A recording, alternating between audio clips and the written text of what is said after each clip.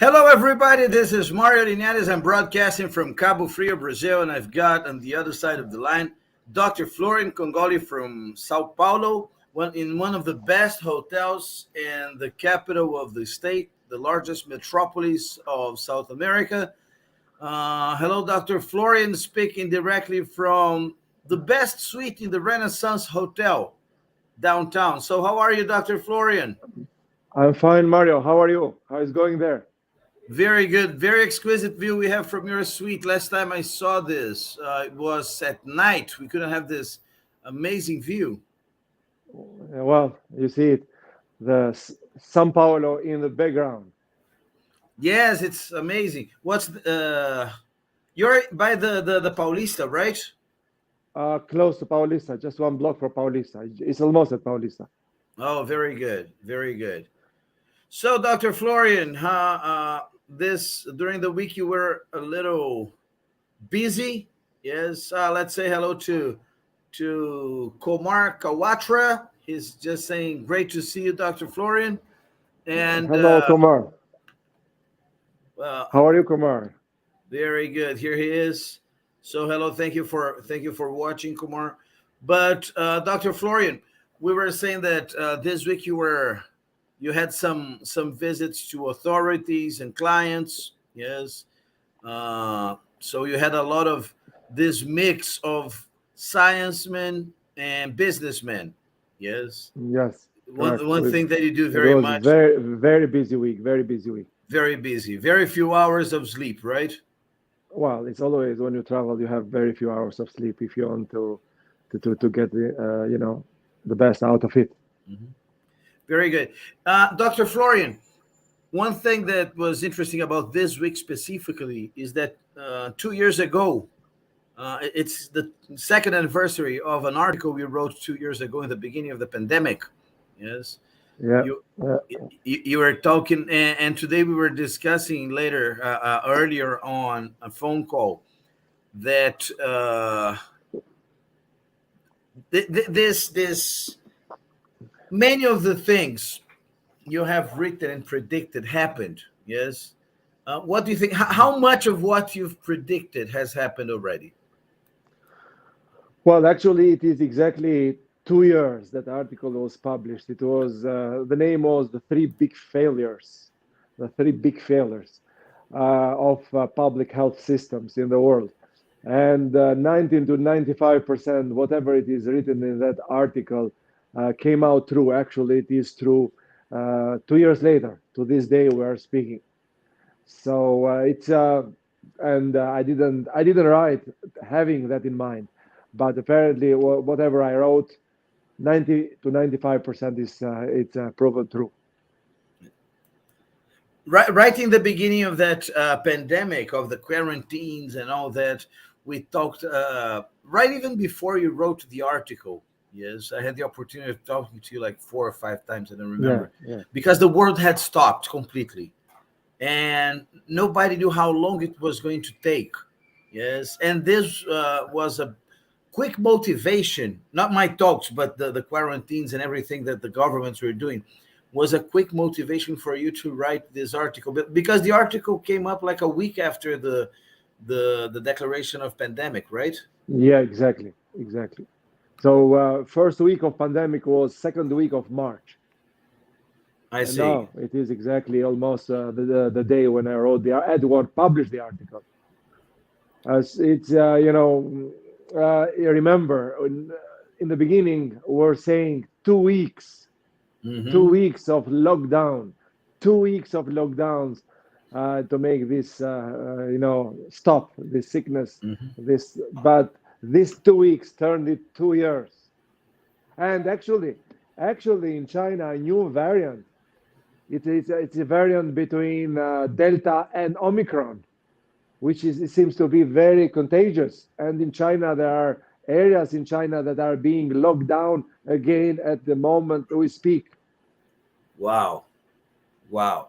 It's impressive that, and you mentioned during the article and afterwards too, you mentioned that this was like a medieval solution, right? Yeah, well, lockdown and was the solution on the pandemic of 1917. Mm-hmm. Okay, so we are 100 years later, and we were using the same methods. Yeah. So 100 years development of society didn't help in getting rid of this new pandemic. Yeah. Well, this, I, as I say, there are three big failures, and the fourth one that is proven also. When I say the fourth one, is a follow-up short article about this. The fourth failure is knocking in our doors. So mhm. basically, that failure was about inflation. And the question I raised the time was how the government will make up this money is giving away without work, without production, without growth, Mm-hmm. how they will be able to manage it in the future after the pandemic. What are the services that will be cut? How the management will be done?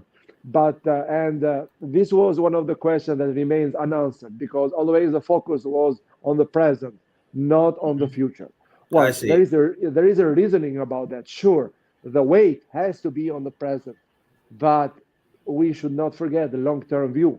We should not forget, the long term, because what is happening today? I predicted inflation. When we do not have production and we have only giving money, printing money, that's what Hmm. happened. That happened. Yes. It is inflation, and we have today skyrocketing inflation, which comes because of two reasons. First, giving money without working, without growth. Basically, we have no economic growth or Hmm. a delayed one. And economic growth is one criteria of sustainability. There are three: protection of environment, development of society, and economic growth. If you don't have economic growth, you have inflation, and everything becomes problematic, and that's what we see today. Uh, this is what was asked 2 years ago in that follow-up article, and the fourth global failure, and we have it actually today. Actually, today we have another failure as a result of that. So And what is it? we have a war Yes. just at the end of pandemic, Hmm. and in 1917, it was also the world war, first world war uh, in the history, and this was in 1917 was a pandemic also. So I the see. pandemic, the social distress, pandemic, and other things, and inflation and social discontent causes more problems. They multiply. So we have another war today. I see. And the interesting thing is, although the pandemic had become a very, I mean, it made the headlines. It's made the headlines of all newspapers in the world for the past 2 years. Now, if you open a newspaper, it seems that there's no COVID anymore because the newspapers only mention the war and the Yeah, international well, crisis due to the war and inflation and all that. It's yeah. as if the COVID has disappeared already. Yeah, that's the irony. We are closing the borders. We're closing the borders in order to avoid COVID Hmm. transmission between countries to countries. And now we have a war. So we are invading another country and nobody's caring about COVID. So Hmm. there's no border in terms of, not only in terms of COVID, but there is no border in terms of independence and sovereignty. This COVID kind of, in the middle of COVID to have a war, all the principle of fighting the COVID fell down. Hmm. Well, if you're arriving now to the broadcast, we're broadcasting live from Sao Paulo. I've got speaking with me here Dr. Florian Kongoli from the Renaissance hotel in Sao Paulo, one of the best hotels in Sao Paulo, and this is definitely the best suite in the hotel. So we'd like to thank everybody at the management of the Yeah, Renaissance for yeah. I, this VIP treatment Dr. Florian has gotten. This is something usual on your trips, yes, right? yes. I want to thank Caroline for always being one of the best best desk managers. And since I always come here, I am thankful for their help and professional help and giving us the opportunity to transmit live from this magnificent hotel. I am at Madison Suite. Madison Suite. Yes, Madison Suite. Yeah, it's one of Dr. the Flor, best views in the hotel. it is definitely, definitely. And this moment of sunset, the sun is setting. The colors are very. It's a mix of gray, normal in Sao Paulo, and blue and red, and it's Yeah, quite exquisite. The view. yeah. I just came back to Sao Paulo last night, actually very late last night after a very intensive week. Uh, where all the week was science and engineering. Yeah, very good. I was told that somebody send you a picture. I don't know who sent you the picture, but that has Oh, been the week. I saw a picture of you. Let me see here. Let me get my. You are No, like you're teaching some engineers or whatever.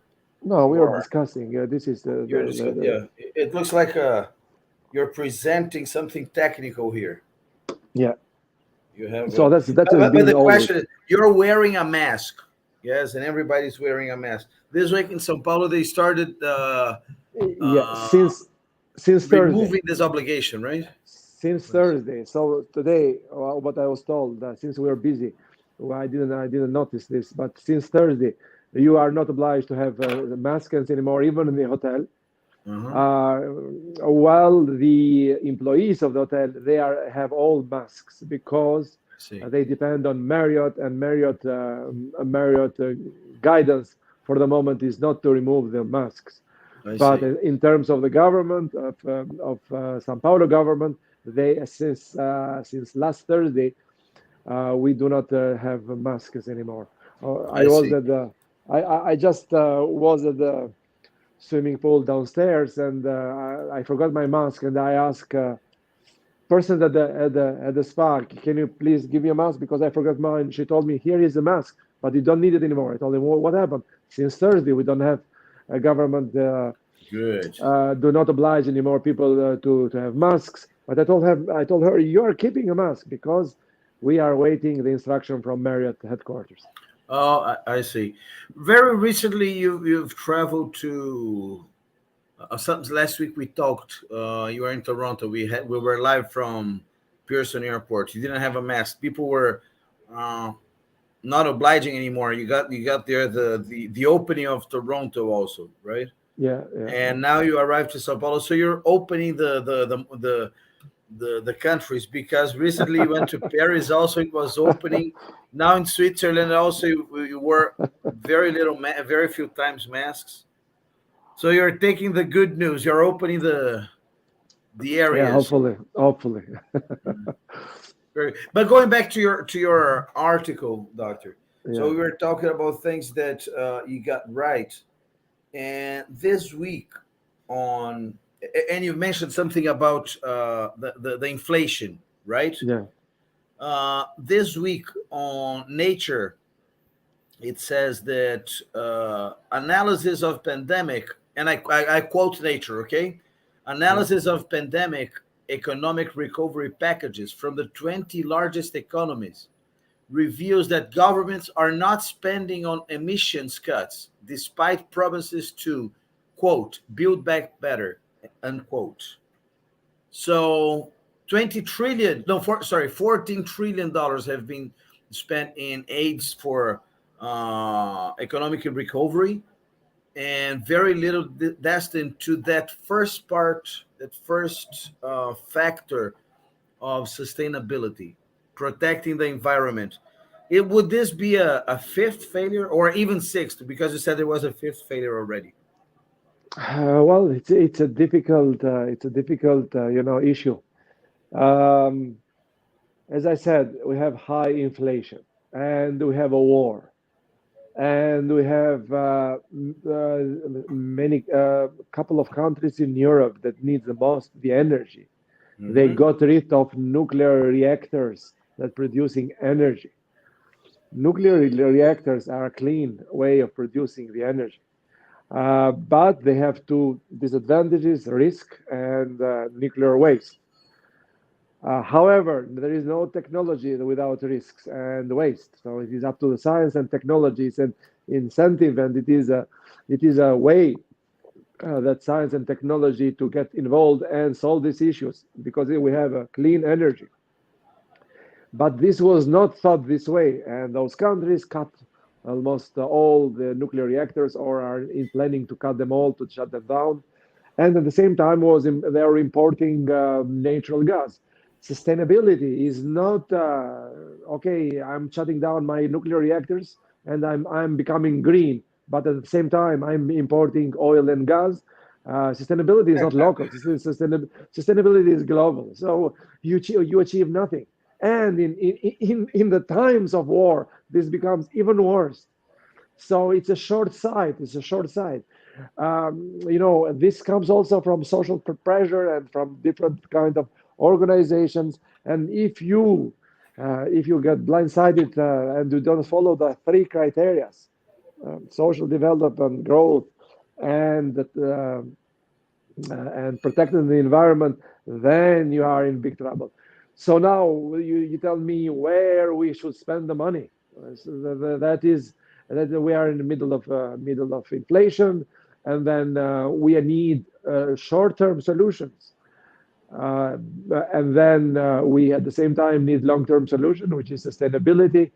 And then the chances are the ratio will not be kept because, okay, if we are thinking for tomorrow, not in long term, when there was pandemic, the justification of the politicians was that we are thinking now, right now, to save people's life, which is, I agree with that 100%. But one portion of the thinking is the long-term plan. It was not done. Now we are in a long-term plan. We have inflation. And then the long-term plan of sustainability is not taken care of as it should because we don't have, the means, the financial means that we used to have before. It's a one crisis and another if it does not manage in a sustainable way. So, uh, if, for example, in pandemia we locked down fully and we forgot about growth, we created inflation. If we wanted to protect the human life, but we didn't care for the environment anymore because we are needing only a short-term solution, which is okay. I agree with that 100%. That's the most important one. But one part of the thinking is for long-term. Was this done? Hardly. And then that's why we have in the same situation today. So where to get the money for green for the green for the sustainability. There is a big difference though. Any extreme view is bad. So sustainability, in fact, is not an extreme view. Sustainability is a simultaneous achievement of three criteria, and this makes it a strong, sustainable. It's a strong concept, and our framework, our sustainability framework, where three criteria have three pillars: science and technology, government and management, and social and education and social society and civil society. This is the golden way of achieving things, even in a time of crisis. So if we forget that, this causes problems after problems. So instead of when you solve a solution, oh, we have solved something, but you forget something else, you cause another problem, and then you find another solution for this new problem. And then if you are really localized in that problem, you might create another problem. Then you need another solution. So uh, there is a chain of problems after problems. They need solution after solutions. This is a reactive way. This is not a sustainable way to find a solution. And this is in the industry. This is the key. This is the same concept in the industry. What the industry does is finding the proper solution. When it is solution, when they find something and disturb something else, that is not a solution because you gain nothing. So, for Yes, example, yes, for example, if you produce the best product in the world, but the cost is high, basically you have achieved nothing. If you produce the best product in the world, but this damage the environment, you have no life in the long term. And also, if your product is the best, but it doesn't help develop the society social index, then that's not a long-term product. It will fail in the future. So all these are criteria. These are in the industry. These are applied every day in the industry, not in all of them. We are a specialist on that. This is what our goal is: controlling all different factors and finding the optimum in the industrial parameters, in the economic parameters, in the environment parameters, and achieving them all. How? Through different means, through three different pillars: science and technology, that we're specialists with; government and management, you cannot do without that; and education, and of young generation and young engineers, and the civil society. They are the pillars of the table with three pillars. So any pillar goes down, everything falls down. So then you are not sustainable anymore. So this is we lacked from the beginning, from the 2 years of pandemic, and here we are today, 2 years later, and then we don't have money, and we don't have enough resources to develop in a sustainable way. So still, hopefully, we'll be able to find the optimum. The optimum can be found all the time, and we are specialists of that. It's not straightforward, but it's possible, and we can find the optimum. Otherwise, localizing in one only in one aspect and forgetting the other creates another problem, and the other problem creates another needs another solution. And if it is dealt locally and very strictly, this will create another problem. It's another solution. It's a chain of problem with change of localized solution. It will not work. It is not a sustainable one. So industry, technology, with government, management, and education, university, and social society, they have to cooperate. There are three pillars of the same table that achieve sustainability, achieves or destroys it. So any of those pillars that goes wrong destroys the entire SEMA, and this is hopefully we will be able to avoid. very good, Dr. Flori. One thing here, uh, that you're talking about, Yeah, the three pillars of sustainability, and the framework that has been yeah, developed by you. yeah, Uh, Very recently, you've been to the United Nations in Zurich. yeah, yeah. Yes, No, in Geneva, in Geneva. Geneva. Sorry, it was in Yeah, Switzerland. I said Zurich. yeah, I yeah. mixed up. In Geneva, in the headquarters of the United United Nations, Nations. in the Palais de la Nation, right? I think the name of Yeah, the, exactly. Palais des Nations in French, Palace of Nation in English. yeah, Palace of Nations in English. And it was an event, the opening of the International Year of Glass, right? Hmm. And you were invited to to give a lecture about Hmm. sustainability. Hmm. And I remember that you mentioned at that time at the event that there were very few, almost none, by the way, politicians.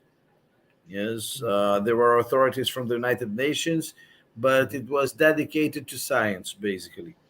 Well, And yeah, yeah, Yes, go on. please Sorry. continue. Please Yeah. continue. Continue. And this week on Yeah. Nature, there was an article about, well, I'm going to quote it, so there is no question. Quote: Australian researchers push to end politicians' power to veto grants. Unquote. Is there too much politics in science, or this the science, as you said, as the sustainability framework should be a partner and not like, because this sounds like it sounds like the Australian researchers are not very satisfied with this power of veto by politicians. What do you think about it?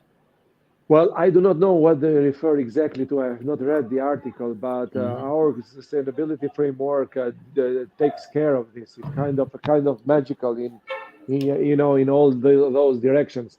Yes, As I said, government is a pillar. Science and technology is a pillar, and education and civil society is a pillar. The I see. table with three pillars. Any one falls down, and the whole thing goes down. So the having a veto, I don't find a solution. That's a cooperation. That's a Okay. cooperation. Now, the veto, it depends where do they, how come they have a veto for what particular projects? I'm not sure what they I mean see. with veto. But normally, in general, there has to be a cooperation. There has to be no veto, and there has to be a round table, and the three pillars are together in order to achieve something. Uh, So a veto. this projects to receive any kind of public grant. Do you think it should be decided in partnership with the three pillars? I mean, Oh, the sure. grant should be. Otherwise, it's nothing. It stands for nothing. That's not sustainable. I see. If they are political reason, is a different story for the veto. Uh huh. But I'm not sure. I have not read the article. Still, even in that case, that cannot Uh-huh. be decided with a veto. That I can see. has to be three pillars. Has to be a consensus of three pillars. I you see. know. I see. And other than that, then we create super authorities, and then this is not good. And extra scientific Mhm. authorities, they cannot compete science and technology with government, and government with science and technology, and government with education and civil society. There's no So, question of competition. so they Nobody should be wins. partners, right? They should walk There in the should be same partners. direction. Exactly, they should be partners. So this, in general, this type of veto, I don't know, it's not a sustainable concept. I'm not aware of. I have not read the article, so I don't know the particularities of this. But in generally, that is not a sustainable solution, unless I don't know there are some In exceptions. general, Yeah, in in general, general, it's not. politicians help or not? Politician can help or destroy sustainability. I see. I see. Science and technology can help or destroy sustainability. So, Education can help or destroy. These three pillars, any of those, uh huh. because for government, if it takes a measure that against of sustainability, if they are against science, if they are against education, I see. everything I falls down. see. If we don't have education for future generation to deal with issues of sustainability or to prepare the new scientists, nothing Mm-hmm. happens. The whole thing falls down. And if we don't protect the environment, the long-term solution, we don't have the growth. And sorry, and if we don't develop science, we are at three pillars. If we do not develop science, we have no solutions. I Even see. the most powerful government in the world, you cannot go to the parliament or the best parliament in the world and decide by decree, we are going to invent new things. They have no power. They cannot invent new things. They I have to see. help science to invent new things.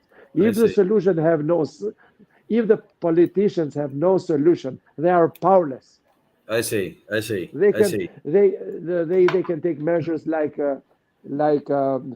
saving water, saving collecting the waste. These are very good things. Hmm. But if you collect the waste and you have no means to treat it or to recycle it, so you have to You're landfill it. as you said, you're going to get to send the waste to another continent, but the problem is global, right? It's like No, governments are doing with petroleum now at war. They stop. Oh, we are not going to produce petroleum. Let's import it, right? exactly. So you shut down a technology that is clean. It has two disadvantages: waste and risk. These are subject of science. Science deal with that. It's a challenge of science. Give money to science to that. As I said, I said this before. You know, in the beginning of mobile phones, everybody was against. Not everybody, but anyway, people in various segment of society were against iPhones. They're saying technology is overreaching us. We don't need iPhones. Why? Because people get addicted. Sure, they get addicted, but this is a side effect. This is a disadvantage. But these are measures. Science can deal with that. And iPhone and other mobile companies are adding application that restricts you develop yourself how much time you spend on the phone, or you name it. They it could be any other technology. Take electricity. Electricity is dangerous. Yes, Electricity is yes. dangerous. It So can kill, right? it kills. So that doesn't mean that we have to get rid of electricity. It doesn't make sense. Uh, Mhm. Even the most purest, cleanest energy in the world, which is hydro, there is a disadvantage, which you can argue in an environmental point of view. You have to you have to create artificial big lakes, You and have to then flood areas, you yes. have to flood areas. You have to move people from that areas. But this has to be in cooperation with people with social development. So, but basically, if we are strict, even hydro has some disadvantage in terms of environment. And on the other side, if there is a earthquake, the can the lake can overflow the Yeah, and can overflow and can create so many damages around, and can many numerous people can be killed. So what does it mean? So we don't need any. We can have get rid even of the hydro energy, which is the purest and the most green energy in the world.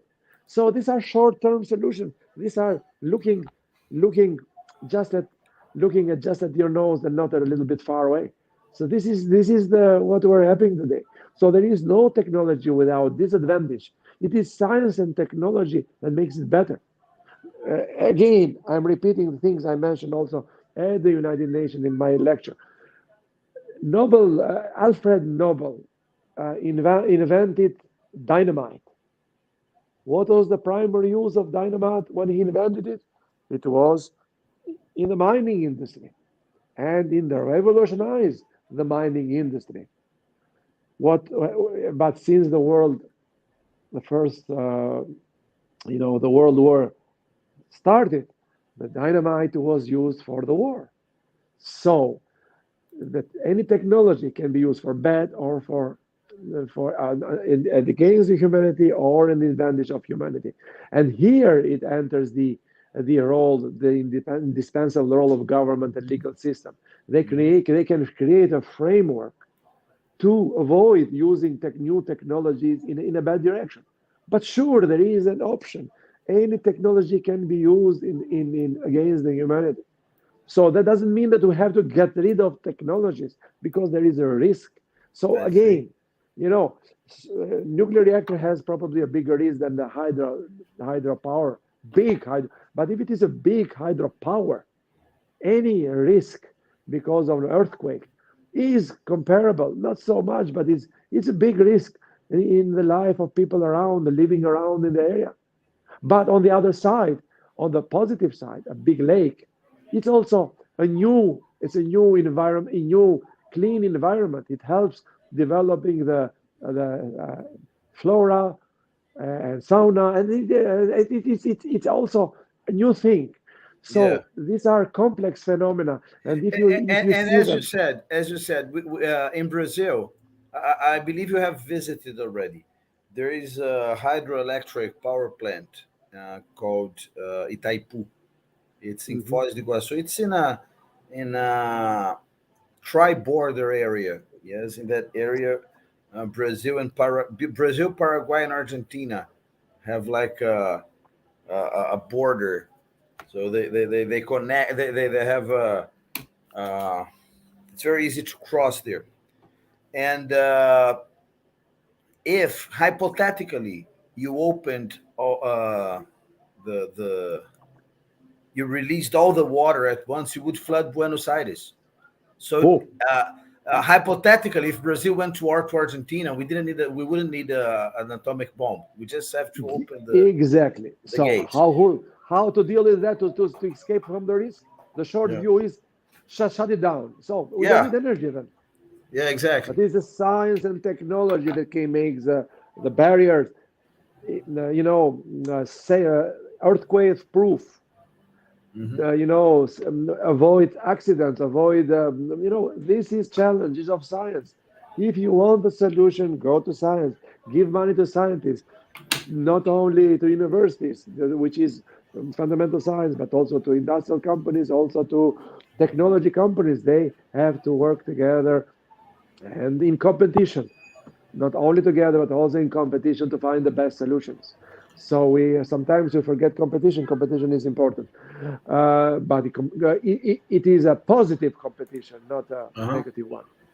So this is what it is. I mean, this I mentioned it also in an interview in France when before I was receiving the gold medal of the city of Nancy from the mayor of the Nancy, and in an interview there, I mentioned this also. The France kept all the nuclear reactors and is increasing the number of nuclear reactors, which, in my point of view, is good as long as we take measure to avoid the risk and to recycle the waste and involve science and technology to do that. So this was, but the solution is it's a progressive, it's an optimum curve, and then we have to follow that in all directions. This is Okay. we are specialists on this. Is there is any progressive optimum? We are able to find it in any industry, in any in any research and development, since we view things in the global point of view and find the solutions, find the so-called optimum solution. The question I was asked is, does this optimum exist? And my reply was, yes, this is our specialty, and it's not straightforward, but it's possible, and this is our specialty. We have achieved this in industry and in other areas. Dr. Florian, we talked a lot about sustainability, and it's before we finish our live broadcast, it's always good to remind that by the end of the year, the largest show on sustainability in the industry is going to happen in Phuket Island. Let's talk a little Mm. bit about SIPS, the Sustainable Yeah. Industrial Processing Summit and Exhibition. Yes, it will be in Phuket, Thailand, in 20 from 27th of November to 1st of December in Hilton Acadia Resort, just a beachfront hotel, a magnificent one that we have given as a gift to the engineers and scientists with a very reasonable price, almost half of the normal price. And this is always what we do. We choose the best places in the world for a normal price as a gift to scientists, engineers that they are normally do not enjoy so much those places. We have a record of 9 Nobel laureates participating.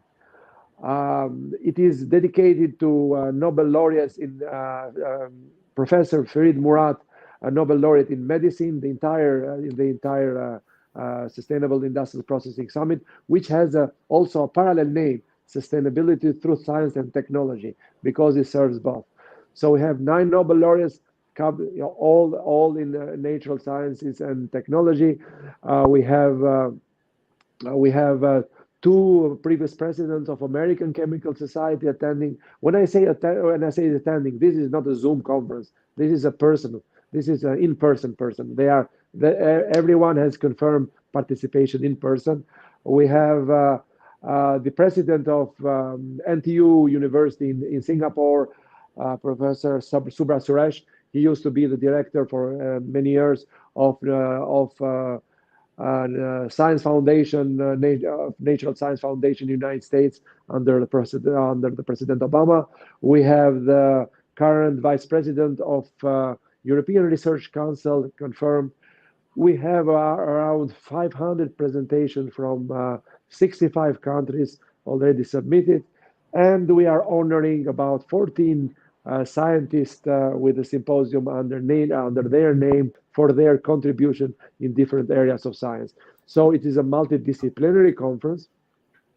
It has about 48 deep science and engineering different fields of science that are held in parallel, but they are brought together with plenary lectures, with an overview of how each of those subjects, particular subject in science, helps sustainability and achieve sustainability. So they are brought together to achieve the synergy, And as part of since this has been going on since 2003, it's a yearly event, and one of the results of this is creation of the structure of a multi-dimension and multicultural and multi-country research and technology projects, because people get together. There is no more division between sciences. Has been our concept, my concept from the beginning, that science is divided into particular subject, because of our ignorance, but actually science is one. So all the fields of science need to cooperate, need to find synergies between each other. Human body as something, it's a fabulous, it is a magic creation. So this human body involves all different type of science in itself. Even when human go to a different planet in March, it's supposed to go in March, or in International Space Station, or in the moon, you have to take care all the aspect of science that affects human body. So science is one, and if it is to be at the level to serve your humanity, it has to cooperate, it has to find energy. That's SIPS. We gather all together, different sciences, we find the synergy, and the outcome of this, among many other things, is that multi-country, multi-dimension, multi-science, and multi-cultural research teams and technology get together. It is seed of many joint projects. Dr. Florian, in Cyprus 2019, you came up with a motto that was "Science without borders." Yeah. And now, I don't know if I should talk about this, but are you coming up with another motto, "Science for all ages"? Well, this is a new initiative because I have two hats. I'm a CEO of Logan Technology, a high-tech company which finds sustainability in the industry. In the industry, what does it mean? Sustainability is protecting the environment, uh, achieving growth, including profitability at the same time, and improving the social index of people working in the industry. Our technologies achieve the three of them at the same time. So, um, but on the other side, I'm chairman of Logan Star Outreach, which has three goals: achieving sustainability through science and technology, mainly in cooperation with the three other pillars, close cooperation, and honoring science and engineers that worked for so long time, gave a big contribution to the society and always goes unnoticed, and they do not get they do not get always the right credit. And also by increasing the level of recognition of science in the society. And one of the reasons of that is because the number of science and engineers in the world has been going down and down and down. It's not anymore a preferred, For how long? Is profession. this uh, is this for the past 10 years, for the past 5 years? No, much more than that. I Much think more than that. 20, 30 years Wow. has been going down. In the science and technology is one of not anymore a preferred subject, a preferred people to going to university. So that's because, and this is because the new generation, because our myth in society, a new generation, have find myth to the professions that are seems to be away from science, but actually it's not true. It's close to science. So I don't want to repeat myself, but this is significant. Previously, this is written in our website when we first time, you know, constitutes the Flogan Star Outreach. The overall poll with young generation to find out what's the most pressing issue in the society today. The two biggest pressing issue was protecting the environmental and achieving sustainability, and on the other side, poverty. So there are two main issues. And so the question is, what is the solution? The question, what do you want to become to the future, almost at the same time, was directed to the teenagers in Italy. And what you want to become in the future. And when you expect that you have to achieve sustainability and protect the environment and avoid and prevent poverty, you expect a need for a profession or the goal for the young generation to solve these issues. And the reply you want to become in the future was 95% of them, of the teenager, was movie and TV stars. Science was not even in the picture. So this Wow. is this is the paradox, and this is the made us one of the reasons to develop this, to constitute the Slogan Star Outreach, among other things. And this helps the young generation. And then we have to educate people, even preschool, pre-high school people. We have to develop their need for science, their love for science, but in the natural way, not in a forceful way, not in just with lecturing them. It's a different. We have a completely different concept. So I have a couple of a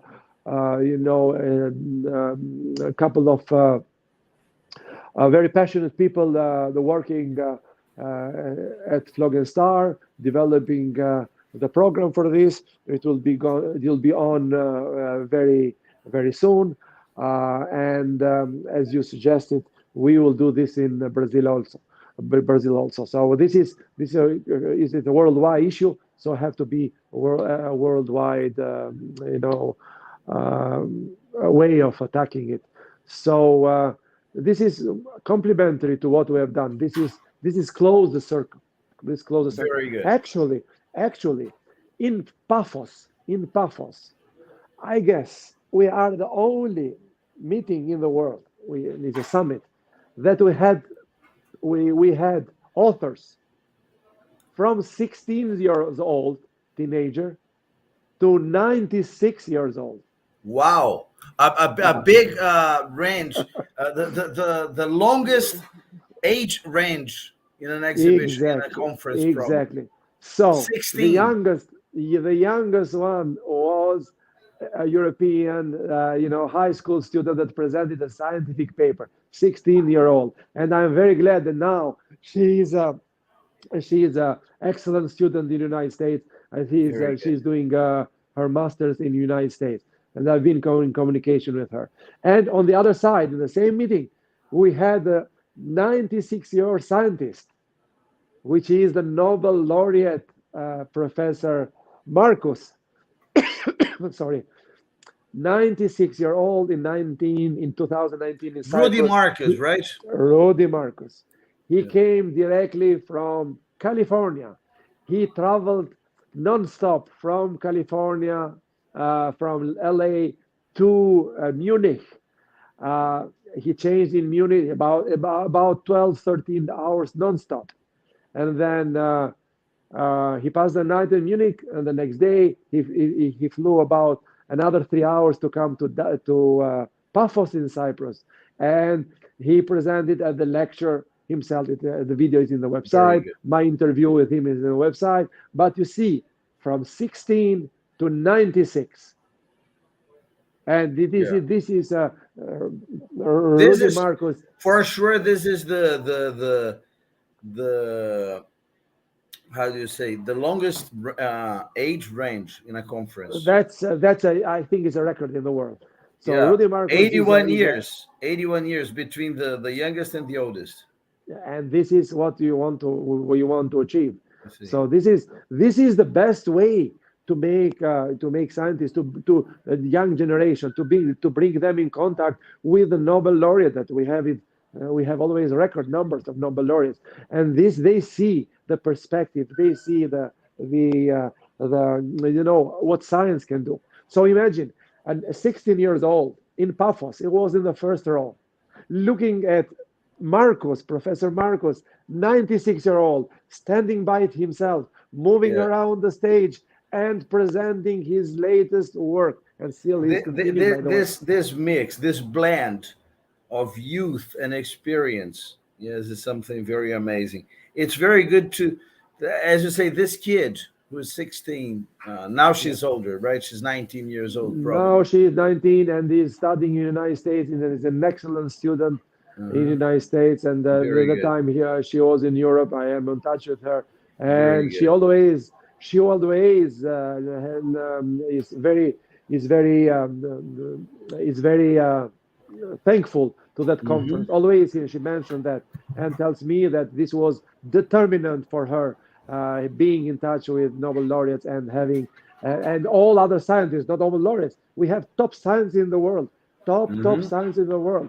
Again, Nobel laureates are on the top also, but there are many scientists that deserve many in the Nobel laureate, and they have not yet taken it. But sometimes, an award is also Yeah, some. I'll be sending you a link later, but we Yeah, can sure. talk about it Okay. about Okay then. this.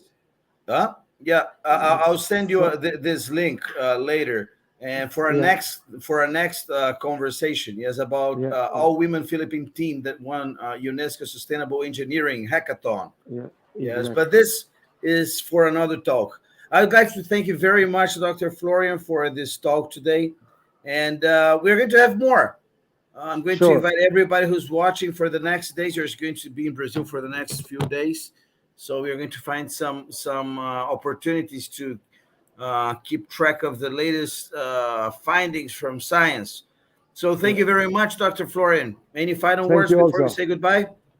Well, I invite everybody to come to SIPS and use that occasion.